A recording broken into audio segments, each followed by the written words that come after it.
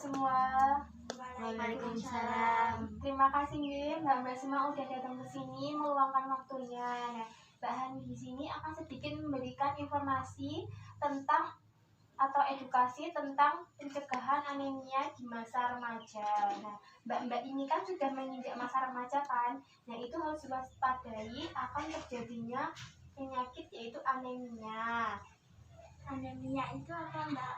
Nah, anemia itu sendiri yaitu kondisi di mana darah kita itu tidak memiliki suplai sel darah merah yang cukup. Nah, dan dapat menyebabkan oksigen dalam organ kita pun juga ikut berkurang. Kalau oksigen dalam tubuh kita berkurang kan itu dapat menyebabkan tubuh kita merasa lemah, letih, lesu, lelah, mata jadi berkunang-kunang.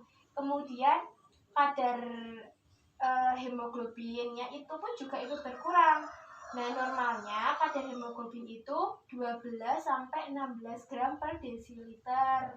Seperti itu. Kemudian dan perlu diwaspadai juga jika mbak-mbak ini sedang menstruasi itu diwaspadai akan terjadinya anemia. Kenapa harus diwaspadai? Yaitu karena kalau kita sedang menstruasi kan darah kita juga ikut keluar kan, otomatis kan keluar. Nah, itu sel darah merah juga ikut berkurang.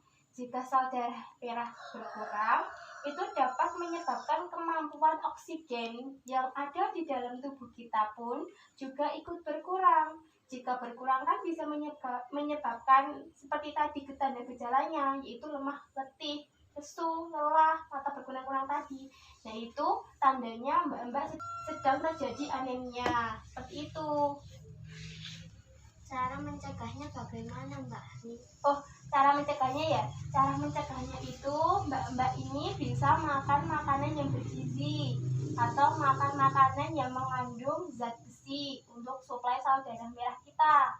Nah, sel darah merah itu bisa didapatkan atau zat besi itu bisa didapatkan di makan makanan yang mengandung atau sumbernya bisa didapatkan pada hewani. Yang pertama itu bisa didapatkan di daging sapi atau daging ayam, kemudian hati ayam, kemudian bisa didapatkan melalui telur, itu bisa. Kemudian bisa mbak-mbak ini mengonsumsi makanan yang bersumber pada nabati, yaitu apa saja? Yang pertama ada tempe, itu bisa, kemudian tahu, kemudian kacang-kacangan. Nah, kacang tanah itu loh, kacang yang direbus itu bisa.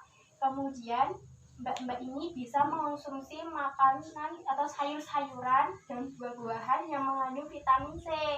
Sayur-sayuran yang berwarna hijau seperti sawi, terus kubis tua yang ada di warung-warung itu saja. Kemudian daun singkong, kemudian daun pepaya.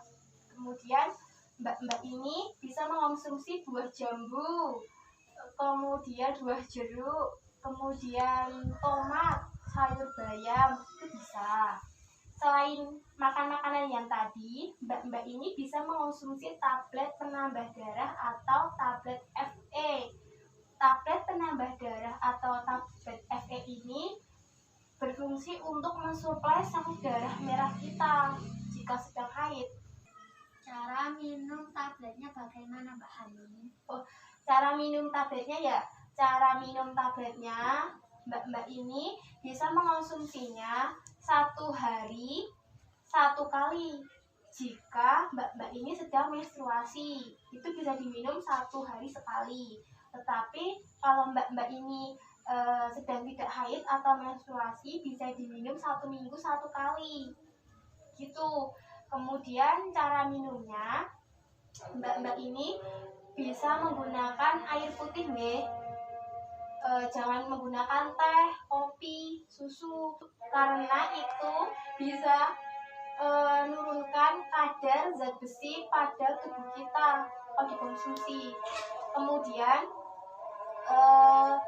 untuk mendapatkan tablet penambah darah ini, mbak-mbak bisa beli di apotek terdekat. Jika tidak, besok kalau udah masuk sekolah kan sekarang lagi di rumah aja ya. Kalau besok udah sekolah kan biasanya ya ada bidan yang bersosialisasi di sekolah, kemudian menjelaskan tentang seperti ini. Nah itu bisa memberikan tabletnya ke mbak-mbak semua, itu bisa dikonsumsi seperti itu. Apakah ada pertanyaan lagi? Tidak.